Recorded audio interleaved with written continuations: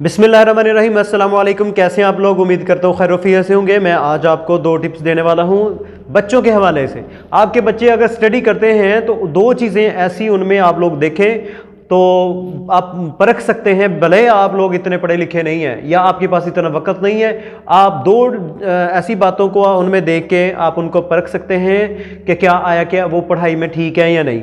ठीक है, तो इतनी ज़्यादा फिक्रमंद होने की ज़रूरत नहीं है अगर दो चीज़ें उनमें मौजूद हों तो।